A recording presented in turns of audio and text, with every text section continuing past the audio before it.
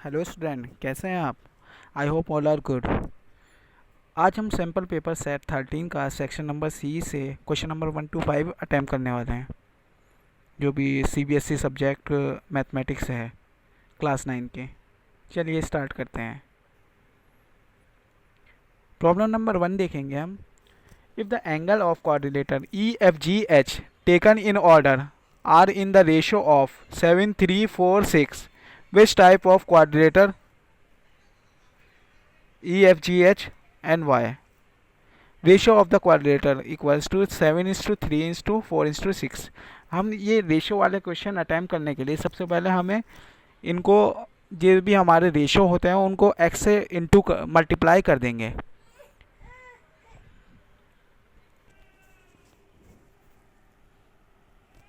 तो हम यहाँ पे सबसे पहले हमने रेशियो को मल्टीप्लाई किया, उन्हें अलग अलग लिख के सबको मल्टीप्लाई कर दिया।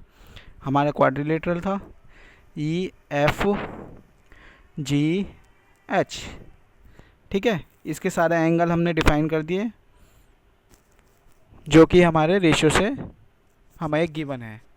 अब हमने रेशियो को एंगल में कन्वर्ट करने के लिए उसको पर एंगल को x से मल्टीप्लाई कर दिया ताकि हमारे अलग अलग एंगल निकल के आ जाएं। फिर हमने क्या किया, हम जानते हैं क्वाड्रिलेटरल का sum of quadrilateral equals to 360 degree, जो हमने मेंशन कर दिया। और हमने फिर ये सारे एंगल्स को सम कर दिया। यहाँ से हम सबको एंगल को सम करेंगे तो हमारी x की वैल्यू आ जाएगी। x की वैल्यू को हम वापस यहीं इक्वेशन फर्स्ट में पुट कर देंगे। हमने x की वैल्यू पुट करी तो हमारा यहाँ से ये आ जाता है,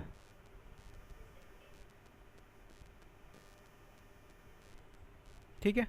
और यहाँ से हमारे डिफरेंट टाइप एंगल्स निकल आते हैं। अब एक चीज़ और देखने की है हमें, यहाँ पे हमें ये बताना है किस टाइप का हमारा क्वाड्रिलेटर है।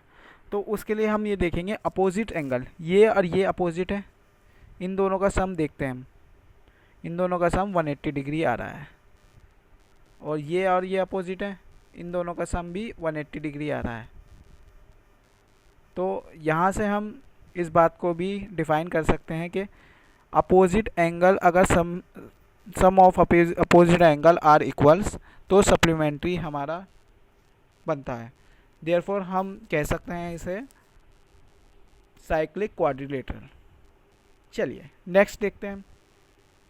प्रॉब्लम नंबर 2 पे आते हैं। Bisector of two adjacent angles A and B of quadrilateral A B C D intersect at a point O, ठीक है। हमारा ये क्वाड्रिलेटर है, उसका हमारा ये बाइसेक्टर है, ए ओ बाइसेक्टर है A D and A B. A B and A D sides का बाइसेक्टर ओ है, ए ओ है।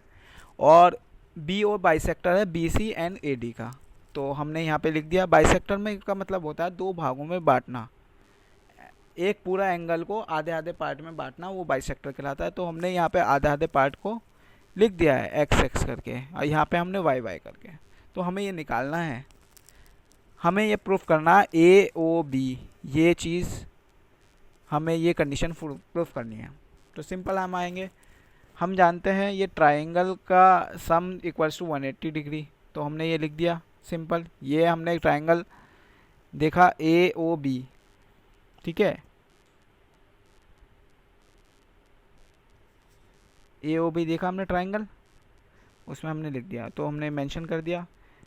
सेम हमने क्वाड्रिलेटर देखा, दूसरा हमारा एक क्वाड्रिलेटर है ए बी सी डी, तो हमने उसका सम लिखा 360 डिग्री, तो हमने लिख दिया यहाँ 2x प्लस 2y प्लस ये एंगल प्लस ये एंगल, चारों एंगल लिख दिए हमने। आ गया। फिर हम नेक्स्ट स्टेप में क्या करते हैं, multiply of two both side in equation first. अब हमने इक्वेशन फर्स्ट को में 2 मल्टीप्लाई कर दिया तो हमारा ये आ जाता है इक्वेशन नंबर 3। नेक्स्ट हम क्या करेंगे, इक्वेशन 3 को सिंप्लीफाई करने के लिए हम मल्टीप्लिकेशन और सब्सट्रैक्ट और एडिंग भी करते हैं ना, तो इसलिए हमने ये काम किया है। तो 3 को हम 2 से माइनस करते हैं, ये हमारी 3 हो गई, ये 2 हो गई, तो हमें इन दोनों को माइनस करते हैं। माइनस करने के बाद हमारा सॉल्व करते हैं तो हमारा ये आता है, ये हमारा प्रूफ हो जाता है। चलिए नेक्स्ट देखते हैं। प्रॉब्लम नंबर 3 पे आते हैं। If the number of which a labour works is x and y are his wage. हमारी एक्स एंड वाई दो लेबर हैं, उनकी वेज उनकी जो मजदूरी है वो रुपीज़ में है, ठीक है। वो एक एक्सप्रेशन को फॉलो करती हैं, y equals to x 2x plus 1। हम उस एक्सप्रेशन को हमें लिखना है और हमें ये दिखाना है कि जब वेज लेबर की वेज 6 हो जाए एक की, तो हमें इसको प्रूफ करना है, इसको हमें दिखाना है ग्राफिकली और सॉल्यूशन में हमें दोनों तरीके से दिखाना है। चलिए आते हैं अब सॉल्यूशन पे। एक्स एंड वाई दोनों लेबर हैं, depend each other due to expression. ये वाला एक्सप्रेशन की वजह से एक दूसरे पे डिपेंड करते हैं, ठीक है। तो हमने अगर हम एक्स को 1 रुपीज़ देते हैं तो वाई की वैल्यू कितनी हो जाती है 3। 2 इंटू 1 प्लस 1 इक्वल्स टू 3। तो अब ऐसे हम x की वैल्यू 2 करते हैं तो हम यहाँ पे 2 पुट कर देते हैं।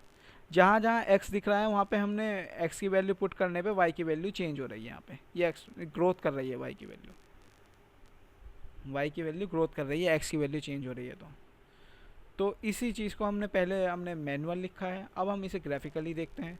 ग्राफिकली देखने के लिए हम जब अगर x की वैल्यू x इक्वल टू 0 पर वैल्यू पुट करते हैं तो y equals to 2 into 0 plus 1 equals to कितना आ गया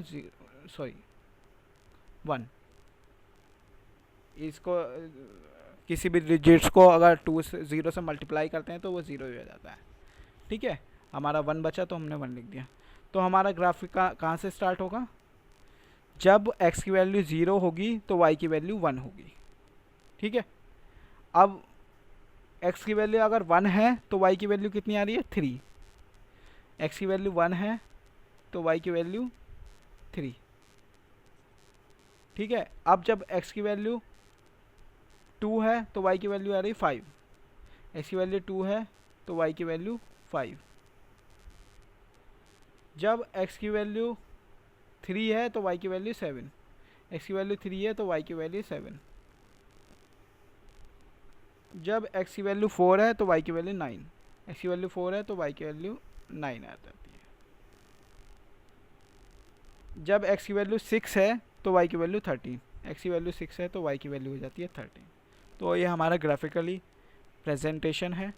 इसको आप थोड़ा सा ड्रॉ करेंगे खुद तो आपको क्लियर हो जाएगा। नेक्स्ट देखते हैं। The following table give the life time of 400 neon lamp. हमारे पे 400 नियॉन लैम्प्स हैं, तो उनके हमें बताना है लाइफ टाइम में कितने यूजेस हैं। तो हमारे पे कुछ लाइफ टाइम हार दिए हुए हैं, उसके अकॉर्डिंग हमें प्रोबेबिलिटी निकालनी है। हमें नंबर ऑफ़ लैम्प्स दिए हुए हैं, कितने हार में कितने नंबर ऑफ़ लैम्प्स यूज़ हो रहे हैं, उसके अकॉर्डिंग हमें प्रोबेबिलिटी निकालनी है।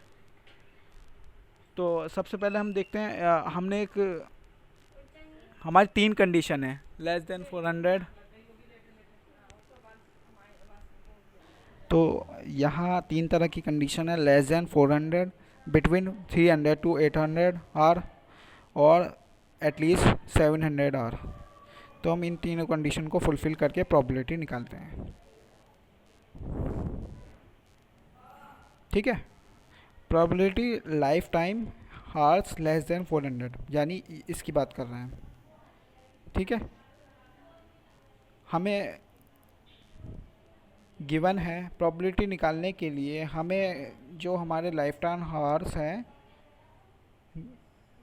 उसको हमें टोटल नंबर ऑफ़ लैम्प से, मतलब जितने हमें कंडीशन में चाहिए, जितना हमारे पास कंडीशन है उसमें कितने लैंप यूज़ होते हैं, उसको टोटल लैंप्स हमारे पास जितने यूज़ करने हैं उससे हमें डिवाइड कर देंगे तो हमारी प्रोबेबिलिटी आ जाएगी। तो हमारी number of lamps having life less than 400, जब लाइफ 400 से कम है यानी ये वाली कंडीशन फुलफ़िल हो रही है, तो 14 है तो हम 14 लिख देंगे। 14 upon total number of lamps कितने दिए हुए हैं 400, तो हम उससे डिवाइड कर देंगे, ये प्रोबेबिलिटी आ जाती है 7/200। अब हमारा बिटवीन 300 to 800 आर, यानी 300 to 800 आर। 800 आर में हम यहाँ तक लेंगे, ये नहीं लेंगे, क्योंकि आप ये देखो 8 यहाँ से ये क्या है 300 टू 400, 400 टू 500, 600 टू 700, 700 टू 800, 800 यहाँ है लास्ट, यहाँ इसके बाद से 800 टू 900 शुरू हो जाता है, तो हम यहाँ तक लेंगे 800 तक। तो 800 तक के हम टोटल सम करके उसको डिवाइड कर देंगे जो हमारे टोटल लैम्प्स हैं उससे। तो हमने वही करा 14 प्लस 66 प्लस, तो हमारा ये कैलकुलेट करके आ जाता है। ठीक है, अब एटलीस्ट 700 लैम्प्स, इसमें लोग गलती करते हैं। एटलीस्ट का मतलब ये समझते हैं लोग कि कम से कम 700, और मैं तो फिर यहाँ से स्टार्ट कर देते हैं, लेकिन आपका ये क्वेश्चन गलत हो जाएगा। उन्होंने बोला एटलीस्ट 700, मतलब 700 के बाद की बात कर रहे हैं हम, पहले की नहीं, इसमें बिफोर नहीं करना, 700 के बाद की बात करना है, जो 700 से ऊपर ऊपर के होंगे, और वो आखिर तक, तो यहाँ से यहाँ तक की बात कर रहे हैं। तो हम उससे सिंपल तीनों को सम करके 400 जो हमारा टोटल नंबर है उससे हम डिवाइड कर देंगे, तो ये हमारा ये आ जाता है। नेक्स्ट देखते हैं, construct the A cumulative frequency distribution table from the frequency table given below. Frequency table में सिंपल आपको जो मेन फर्स्ट वैल्यू हो उसको नेक्स्ट वैल्यू से ऐड करके जो रिजल्ट आए हुए उसे नेक्स्ट वैल्यू से ऐड करना होता है, ये हमारा ये प्रोसेस करना होता है। तो इससे हमारे ये हमारा आ जाता है। तो देखते हैं, जरा हमने सिंपल फर्स्ट वैल्यू लिखी, सेकंड वैल्यू को, सेकंड ये हमारा 18 था, उसको हमने ऐड करा तो 30 आ गई, तो 30 को अब हमने इससे ऐड करा तो हमारा ये आ गया 53। तो ये ऐसे कर करके हमारी कम्युनिकेटिव प्रॉपर्टीज़ हो गई। चलिए, thank you, have a nice day.